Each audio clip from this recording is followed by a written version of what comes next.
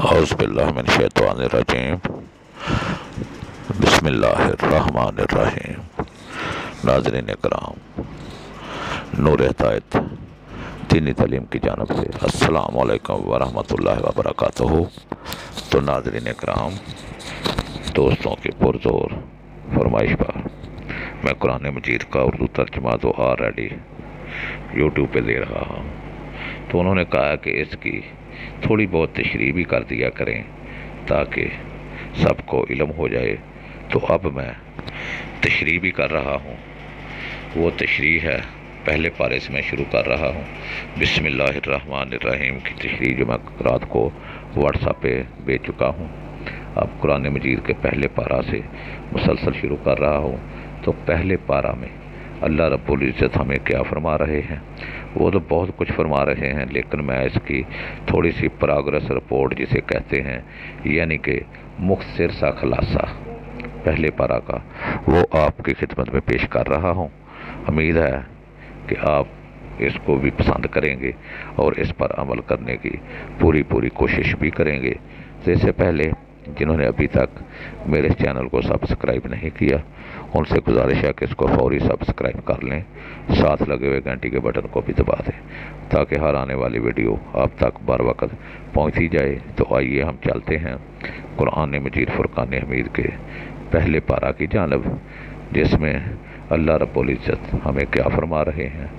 وہ پہلے پارہ میں جو انہوں نے 5 باتیں ہمیں بتائی ہیں، 5 چیزیں ہمیں بتائی ہیں، ان میں جو سب سے پہلے ہے وہ ہے اقسام انسان، نمبر 2 پہ اجاز قرآن، نمبر 3 پہ ہے قصہ تخلیق حضرت آدم علیہ السلام، نمبر 4 پہ ہے احوال بنی اسرائیل، نمبر 5 پہ ہے قصہ حضرت ابراہیم علیہ السلام۔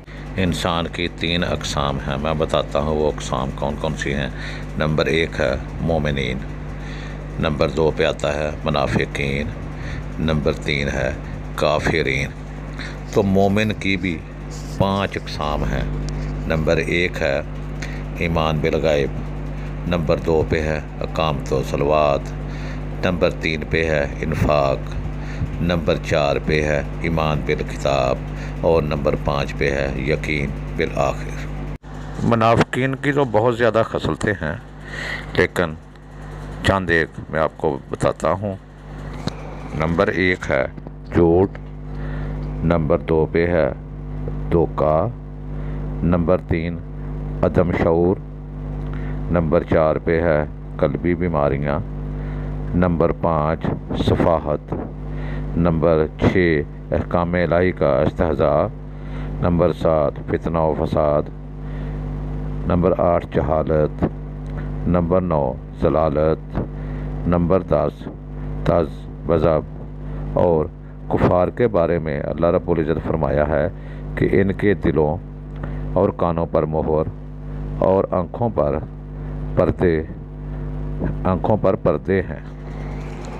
اعجاز قرآن، جن صورتوں میں قرآن کی عظمت بیان ہوئی، ان کے شروع میں حروف مقطوعات ہیں، یہ بتانے کے لیے کہ انہی حروف سے تمہارا کلام بھی بنتا ہے اور اللہ تعالیٰ کا بھی، مگر تم لوگ اللہ تعالیٰ کے کلام جیسا کلام بنانے سے عاجز ہو۔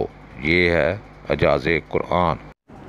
قصہ حضرت آدم علیہ السلام، اللہ تعالیٰ کا آدم علیہ السلام کو خلیفہ بنانا، فرشتوں کا انسان کو فسادی کہنا، اللہ تعالیٰ کا آدم علیہ السلام کو علم دینا، فرشتوں کا اقرار عدم علم کہنا، فرشتوں سے آدم علیہ السلام کو سجدہ کروانا، شیطان کا انکار کرنا، پھر مردود ہو جانا، جنت میں آدم علیہ السلام و حوا علیہ السلام کو شیطان کا بہکانا، اور پھر انسان کو خلافت ارض عطا کا ہونا، بنی اسرائیل کا بیان کرنا، ان کا کفران نعمت اور اللہ تعالیٰ کا ان پر لعنت نازل کرنا۔